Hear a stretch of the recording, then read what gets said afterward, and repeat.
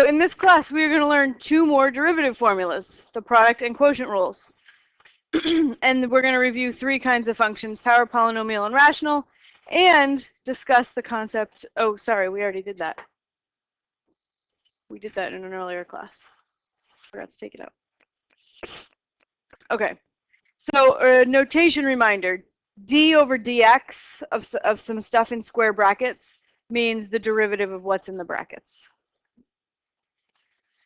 We're going to expand our collection of derivative rules to be able to take the derivative of products and quotients. So unfortunately, derivatives of products and quotients aren't as nice as derivatives of sums and differences. If it was a nice rule, what would the derivative of 3x plus 2 over negative 2x minus 1 be?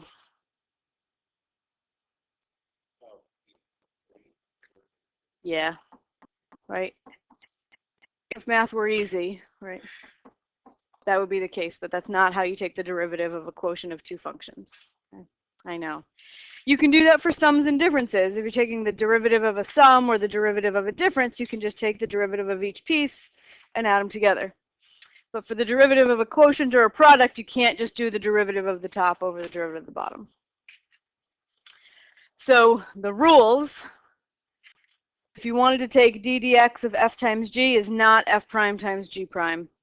And d dx of f over g is not f prime over g prime. Simply not true. We're going to put some angry lines through them. Not true. Not true. Here's the real product rule. If you want to take the derivative of f times g, you do f times the derivative of g plus g times the derivative of f. So there's my d dx notation. Prime notation will be f times g prime plus g times f prime. First times the derivative of the second plus the second times the derivative of the first. That's how I remember it in English. For now, that's the only thing we have, yeah. So, yep. Power rule is all we have at this point. So if I want to take the derivative of 7x to the fourth plus 2x cubed minus 5x minus 1 times 4x squared minus 3x plus 8, I could distribute all this and just get one long polynomial, right? But that's going to take a ton of algebra, arithmetic. So instead, I'm going to use the product rule. Okay? The product rule says first, this is going to be my first, and this is going to be my second factors in the product. So the product rule says first, so I'm just going to copy down the first factor. First times the derivative of the second. What's the derivative of 4x squared minus 3x plus 8? 8x minus 3. Good. 8x minus 3. We just use the power rule. So that's first times the derivative of the second plus the second. We just copy it down. 4x squared minus 3x plus 8. That's the second times the derivative of the first. The derivative of 7x to the fourth plus 2x cubed minus 5x minus 1. We can take the derivative of each piece separately. Bring that 4 down, multiply by the 7, and we get 28. Copy the x, reduce the exponent by 1, plus 6x squared minus 5. And that's going to be our derivative.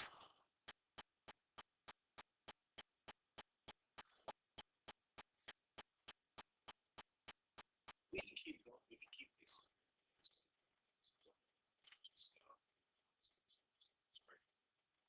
Yes, you can take derivatives of derivatives, and you can just keep going until, if all you're using is the power rule, eventually you'll get 0. There are other rules that we haven't learned yet where that doesn't happen. Yeah.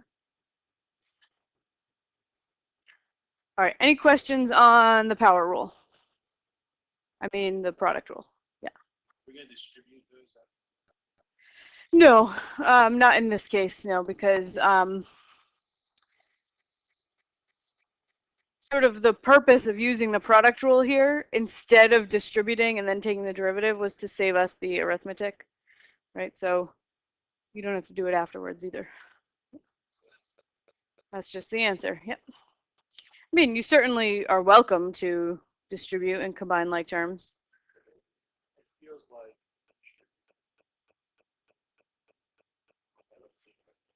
Yeah, sure, it might look cleaner in the end, and we're not, that's how we're used to seeing things. Yeah. Eventually, our derivative rule, taking derivatives is going to get really complicated and ugly, and you're going to be relieved when I say you don't have to simplify it. So you're combining two graphs. Graph will solve X. Yes. So if you think of this as a function and this as a function, we're going to take the product of those two functions, and then this function that I came up with, the derivative, tells me the slope of the tangent line to the product function at any given x value.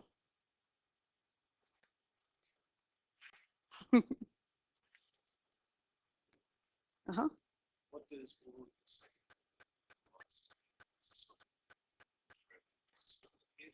Mm-hmm. So the second derivative we're going to talk about on class 11, but to briefly answer you, the first derivative is its own function, right? So if I came up with the second derivative, it tells you about the slopes of the tangent lines of to the derivative function, and it tells you about the concavity of the original function, whether it's like a smile or a frown.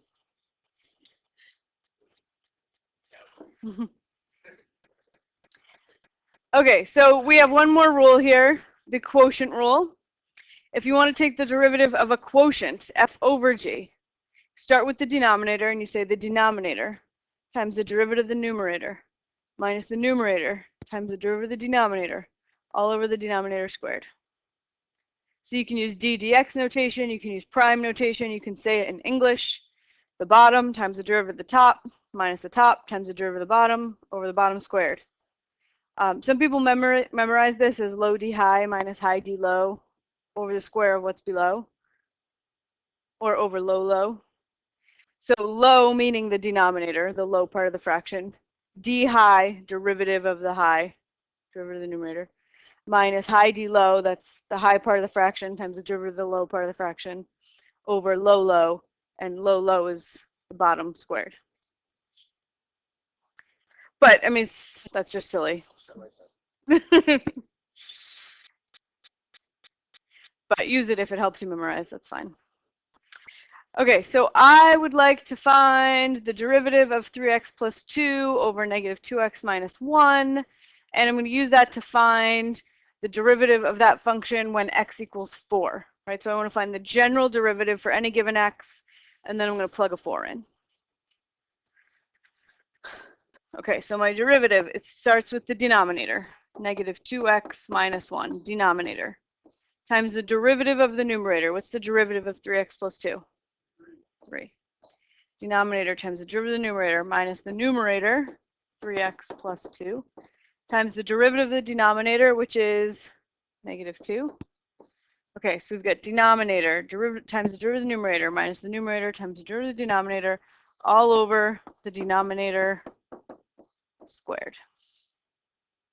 In this case, I would suggest you simplify. So my general rule of thumb, which doesn't give you a concrete when you should simplify and when you shouldn't, but if you can simplify an expression in like a couple of steps, go ahead and do it. If you feel like it's going to take you a whole page, don't bother. So that's my general rule of thumb. All right, so I can do this in a couple of steps by just distributing and combining like terms in the numerator here. So I've got negative 6x minus 3x would be negative 9x. And then negative 3, oops, I think I did that wrong. I shouldn't try to skip steps. Okay, negative 6x minus 3 minus negative 6x minus 2. Yep. Thank you.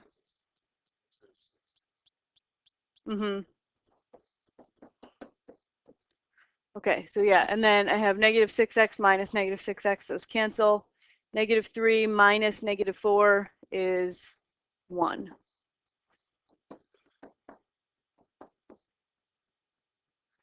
Okay, so there is my derivative function. So that was the first part. I wanted to find a function for the derivative, and now I want to plug in x equals 4 into there to find out the slope of the tangent line to this curve when x equals 4. So if I plug a 4 in there, I'll just write it all out. The derivative of 3x plus 2 over negative 2x minus 1, evaluated when x equals 4. So that's a new notation. That means evaluated when x equals 4. It just means plug a 4 into that derivative. So if I plug in a 4 there, I get negative 8 minus 1 is negative 9 squared. So I get 1 over 81.